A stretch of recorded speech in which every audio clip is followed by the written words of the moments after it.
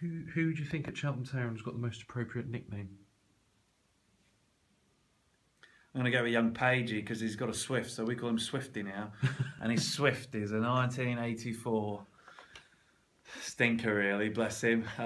We've all had bad cars when we're younger, but I think he has to get a push start in the morning to get it going. So I go with Pagey, we call him Swifty now. So.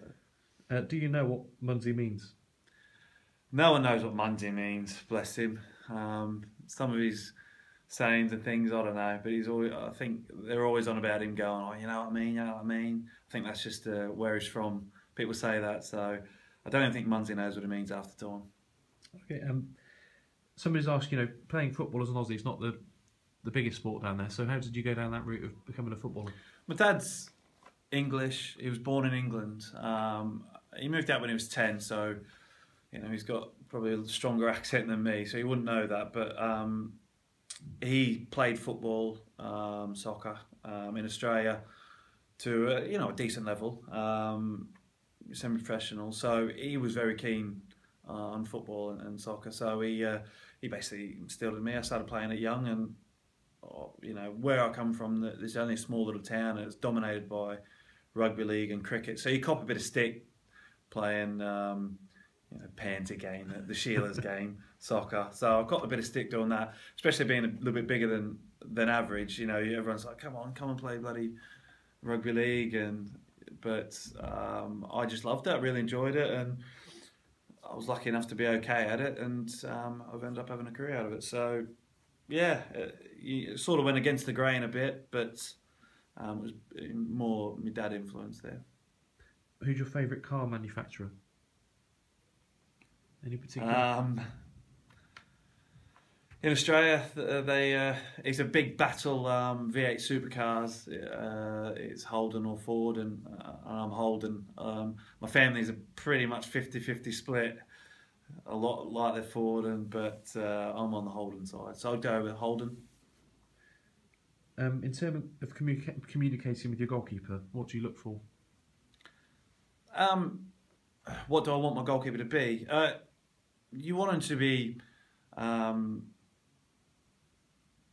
few attributes you need. You need to be loud, aggressive, but calm at the same time. You don't want erratic, and concentration from a goalkeeper.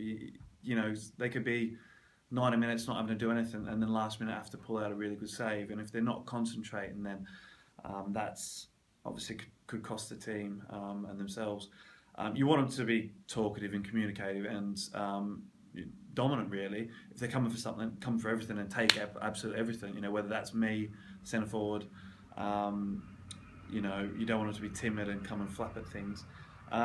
Just as a safe pair of hands, and that comes with time. I think I've only played with Dylan. I've not played with Callum yet, but I've trained with Callum. But both the goalkeepers here seem to be willing to come for crosses and come for things, which is great. I'd rather them come and try and get something than just stay on their line and not. So playing with Dylan, he likes to talk.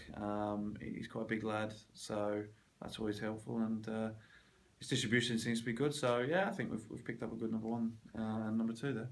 You mentioned the training facilities. How do they rank in terms of what you've experienced previously in your career? Up there with the best that I've played at. Obviously, I've sort of played League One, League Two, and I've spent a lot of time at Chesterfield, and the facilities there weren't great at the time. They've improved dramatically now, but when I was there, they weren't the best. But no, these are very good for me. I think you've got everything you need. We've got a great little canteen with a pool table and telly, so the lads can come in the morning. There's times at clubs I've been at where players, you've got to be in for 10 o'clock, and players showing up at 2 minutes to 10. Then they'll come in, put their boots on, and then just walk out of the train. And whereas here, lads are getting in at 9:15, 9:10, having a cup of tea, might be having a bit of toast, and you're sitting around. That's when you get to know people and have a chat, and it's a lot better camaraderie, and so that's a great plus point. The pitches are quite good at the minute. I think the manager's working on getting them better, which is always good. Which is another thing he sold to me about coming to the club. So the pitches, there's a lot of room. So there's still scope to improve the facilities as well. We've got a tidy little gym. I think we get passes to another gym as well. So, you know, the facilities are very good. I'm very happy. You know, I'm more than comfortable here. And when you've got a good place, it promotes lads to benefit themselves and to progress and to better themselves. They'll stay here that extra hour because it's a good environment rather than somewhere that's a bit cold and wet and damp and, you know, can't wait to get back on their sofa and play their Xbox or whatever games they play. So I think it's only going to benefit us in the long run, definitely. Okay, somebody says the initial signs from the friend is it's going to be a strong work rate and a lot of movement in the team. How do you think you can balance that by not giving away any silly goals, which sort of blighted the team last season? Yeah, all with work rate comes obviously they're going to work to get forward, but they're also going to work to get back, and that's one thing that the gaffer's instilled in us is a high work rate, and that comes from, you know, Ian Hutton as well. He's working as hard in pre-season. It's been quite tough, to be fair. It's been fair but tough, but that work rate works both ways. If you can get forward, you can get back. You know, they always say you make a run for yourself, run for the team. So make that forward run, but get back for the team and help out and get back into shape. I think we've still got a bit of work to do on that, but that will come. So the main thing is, if we are working hard, then it works both ways. So I think we can counteract the attacking force that we look like we're going to have this year by having that work rate that people have obviously seen in the first couple of games, getting back, getting into a shape, and I'll be definitely shouting at people and making sure they get back in, and because clean sheets is what I thrive on and what I need and what I want. So I'll be making sure people do everything they can to keep a clean sheet. On the subject of which, have you got any clean sheets target this season? Also, do you set yourself a goal target? Yes, and yes. Will they remain secret at this stage? Yeah, I mean, there's no need for me to go and shout about saying, oh, I need this, that and the other. I know what I need and what I want. The manager knows what he wants and what he needs from me. That's the most important thing. So, yeah, I definitely set goals. You know, that's important, I think, as any athlete will atone to that. So, yeah, but no need to get shouted about it. If England win the Ashes, who do you think will wind you up the most at Cheltenham Town? Well, they'll all jump on the bandwagon, won't they? They're all like that. But I'm pretty sure Stoz will give me a bit of stick. He's already mentioned one or two things about the cricket, but I think if we do lose, which is a big if, but if we do lose, then I think Stoz will probably give me the most stick. Who's your best mate at Cheltenham Town, would you say? Best mate at Cheltenham Town? Well, Pelly's going on about our bromance. So I've got to say him, don't I? Otherwise, he might go home and cry if I don't say he's your best mate. But no, I've got on really well. All the lads are a great bunch of lads, but I think I've clicked with Pelly probably the most at the minute. So I'll go with Pelly. Okay. Best mate in football? Barry Roach, who's at Morecambe, the goalkeeper. I've known him years now. I've known him 8, 9 years. He was one of the best men at my wedding. I was an usher at his wedding. So we speak near enough daily, if not every other day. So yeah, he's one of the best mates. He's a very good goalkeeper as well, isn't he? He is a very good goalkeeper. Yeah. You've already asked this one, I think, about what you miss about Australia most, apart from the weather. Would it be family? Yeah, I'd say the family. The lifestyle's great and all that, but I think on a nice sunny day in England, you still can replicate that. You can get the barbie out and do what you need to do and try and reminisce and pretend you're back in Australia. But at the end of the day, your family's. I think the older you get and the longer you've been away, the more you tend to appreciate what you did have.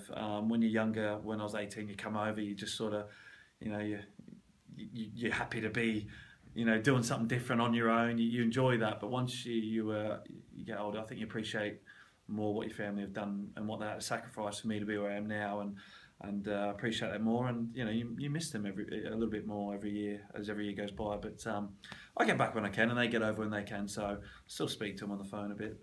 So yeah. Any hidden talents? Hidden talents? I wouldn't say, no. Definitely not a singer, not musically in any way. Not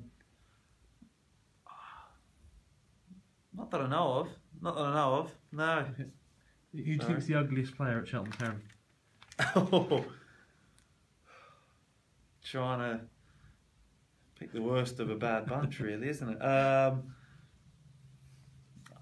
It's tough to say. I don't want to dig anyone out, really. I suppose I've got to give an answer though. The ugliest player. I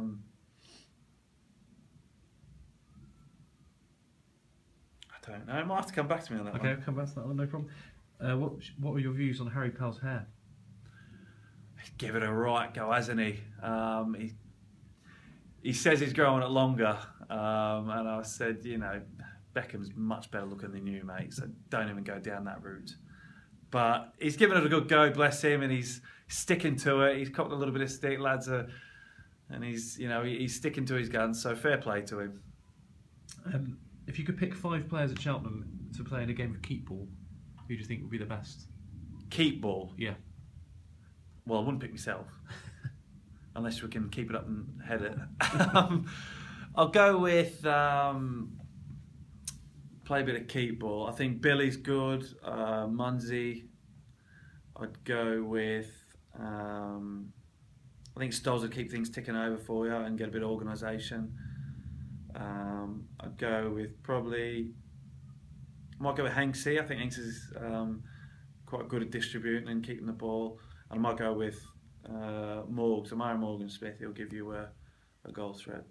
And who do you think is the best technical player at Cheltenham Town? Still early days, but I think at the minute Billy's getting himself into good positions and he looks good on the ball. To be fair, not many lads have been producing many tricks in training. We've not had a big chance to, but I'll go with Billy. I'll give him that. Best player in the world?